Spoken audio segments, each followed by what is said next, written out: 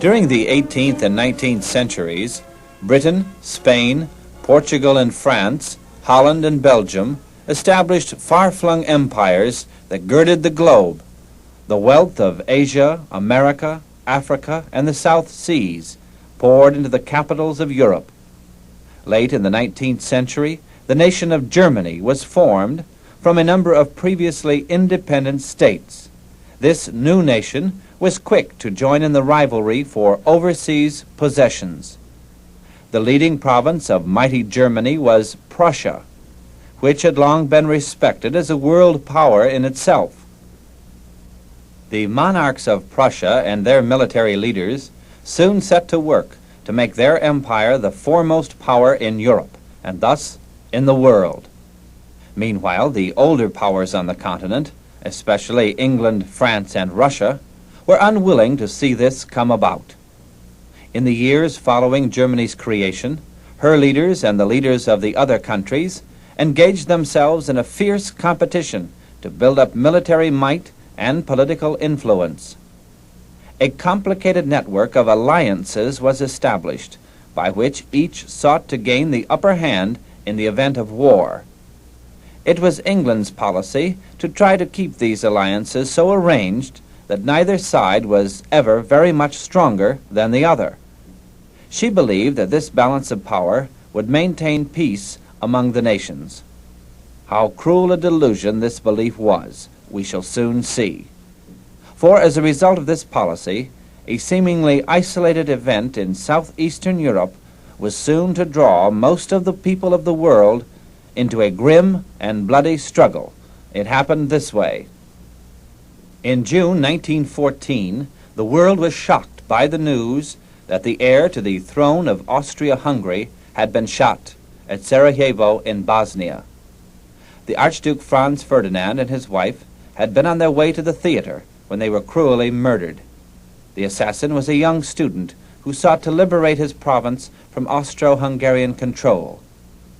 Bosnia-Herzegovina was an area in which the population was mostly Slavic.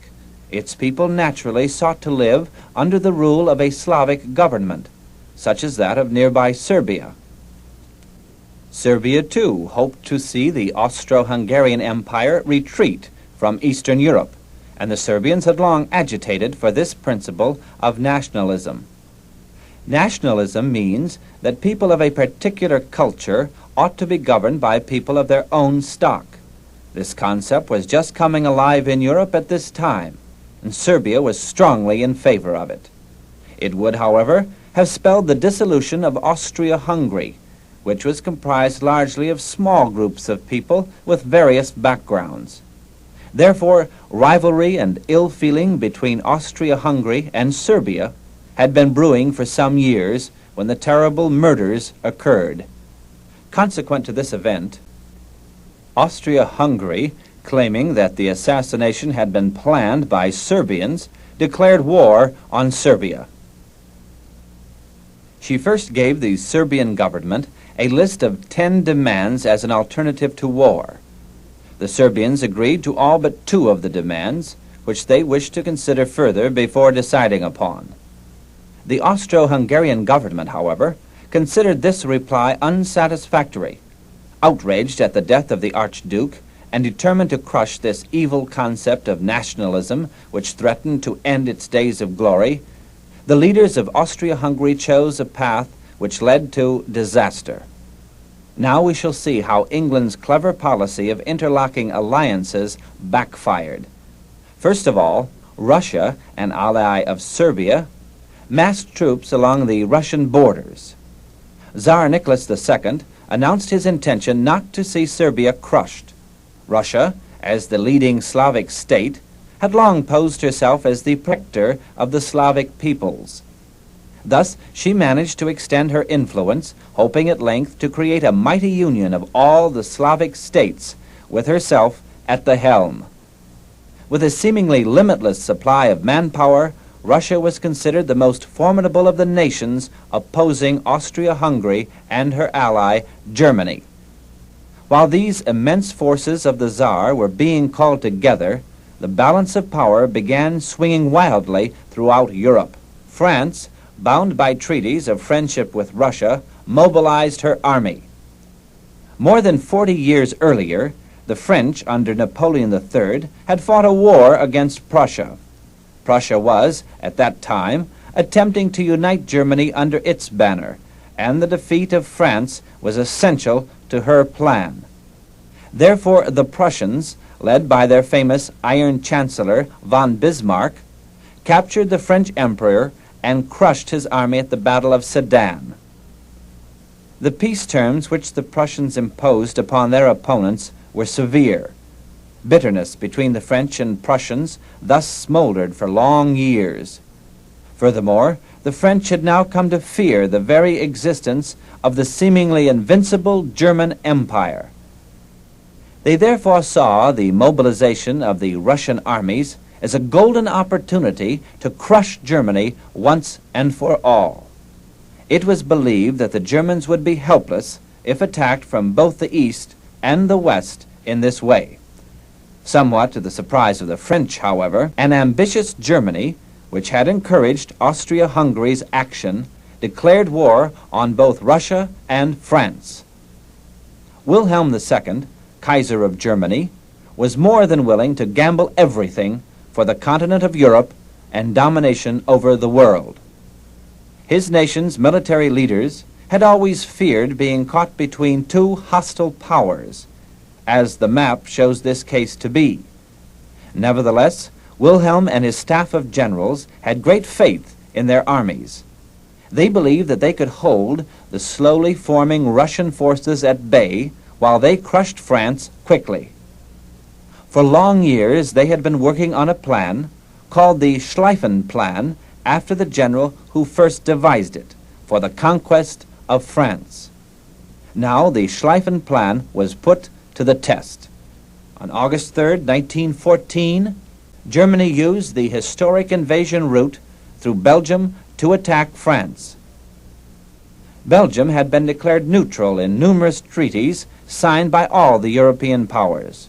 To the German commanders, however, this only made Belgium a less guarded path to victory, giving the false impression that they would make their main thrust through Alsace-Lorraine in central France.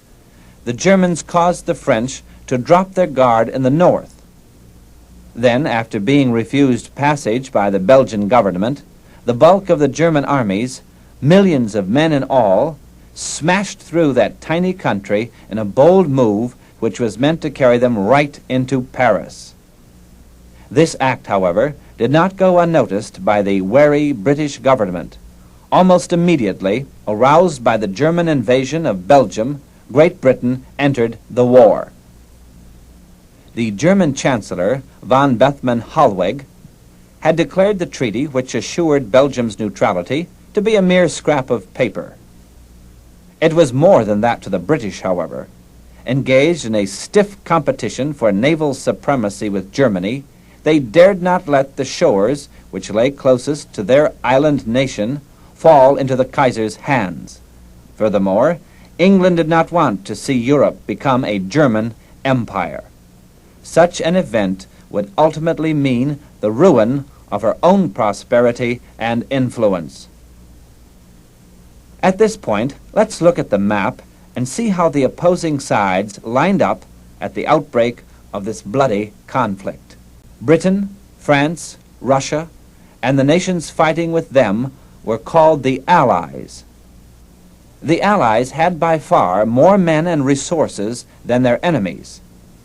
The British Empire alone spanned the globe and left no continent untouched.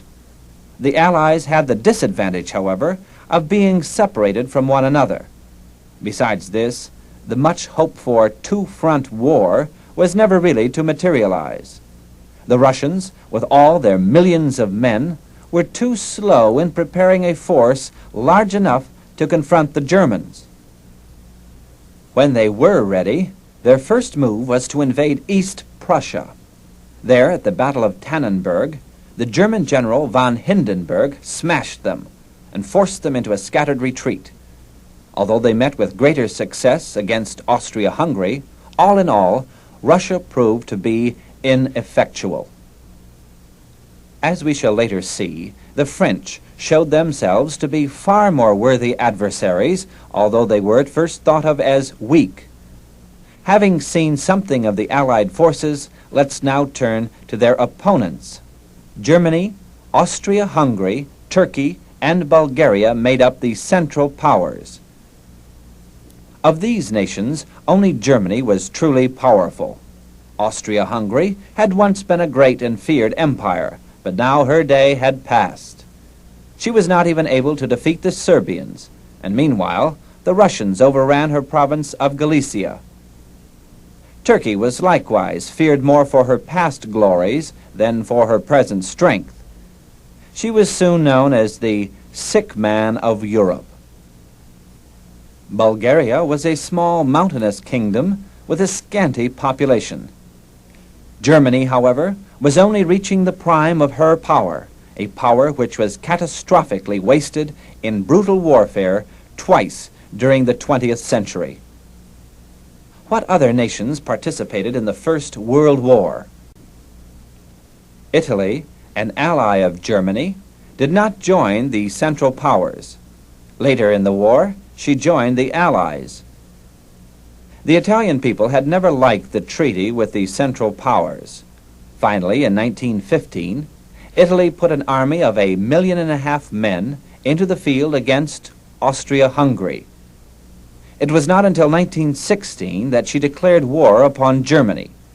Even before these events, the tiny Balkan country of Montenegro had joined the Allies, and so had the Empire of Japan.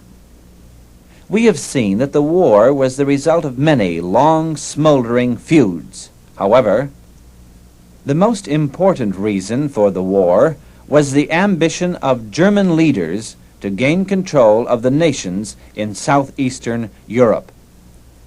This was all part of a master plan to gain dominance throughout the world. The immense British Empire was the chief target of German ambitions, and it was with her in mind that the Kaiser became involved in affairs in the Balkans, as this region is called, for he reasoned, with these nations under her control, Germany could build a railroad from Berlin to Baghdad. This was a major step in the plan.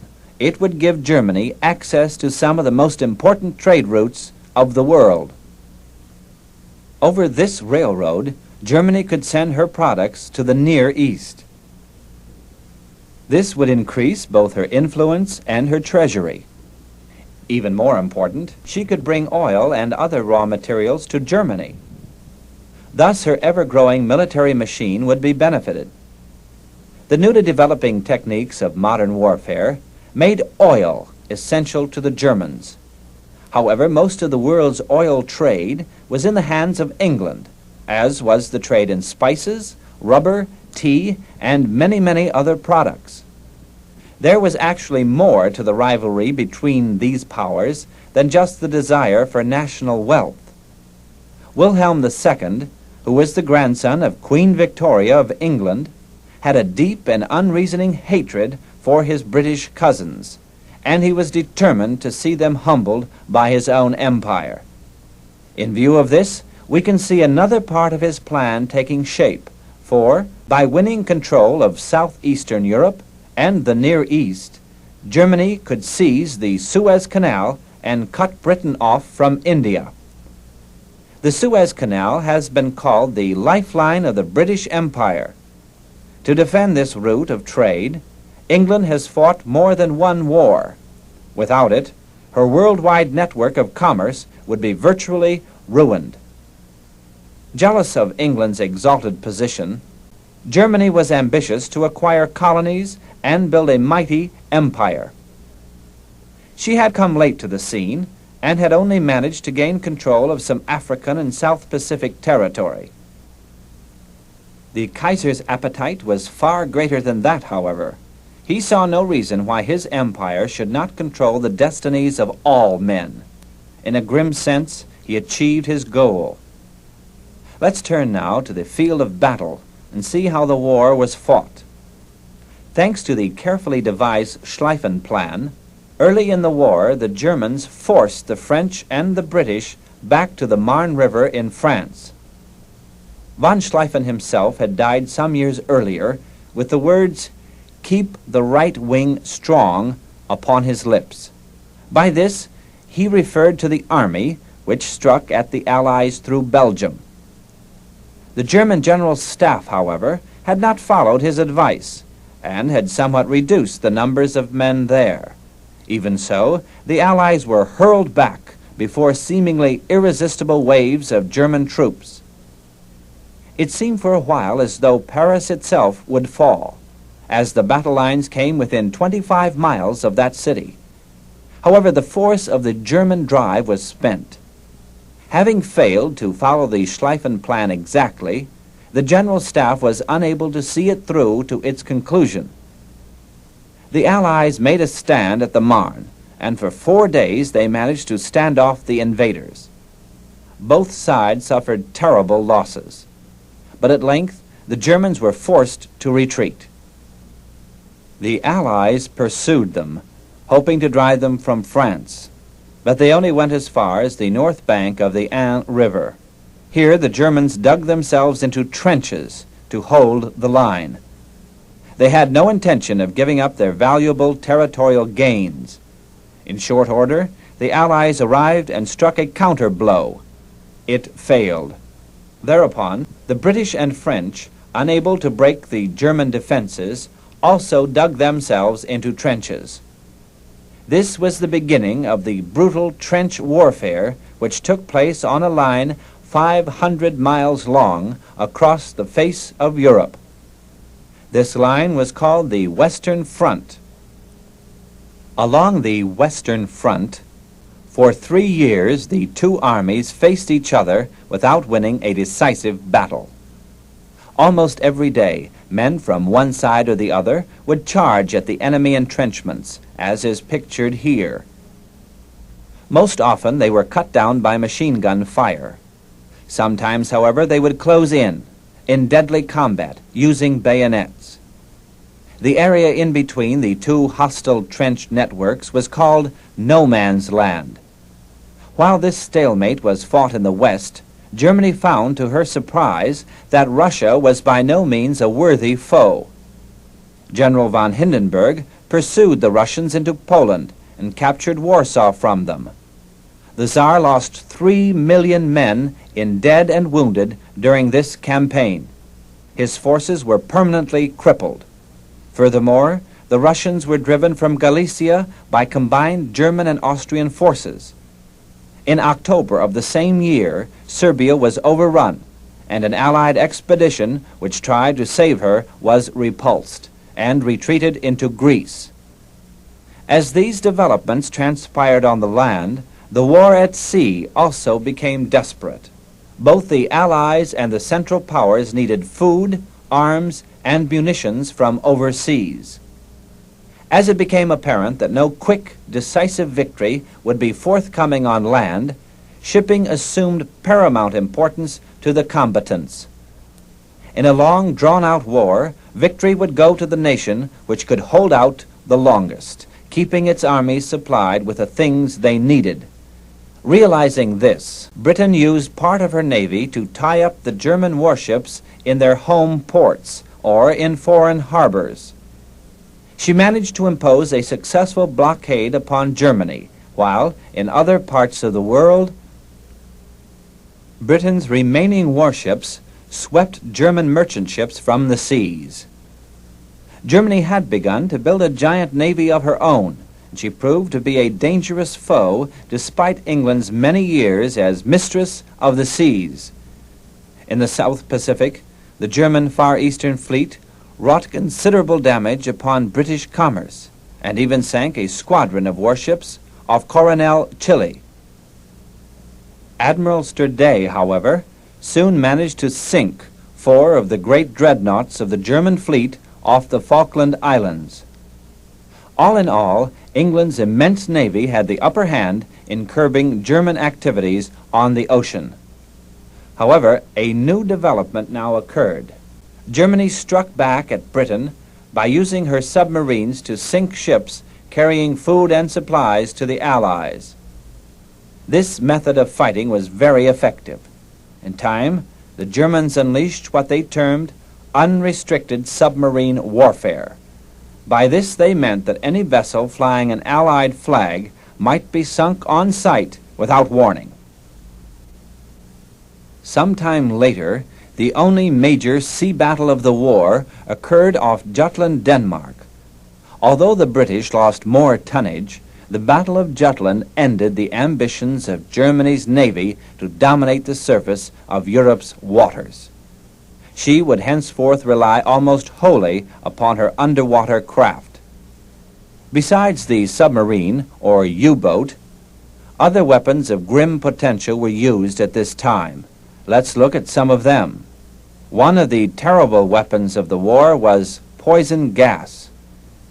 The Germans used gas against the British at the Battle of Ypres in Belgium early in the war.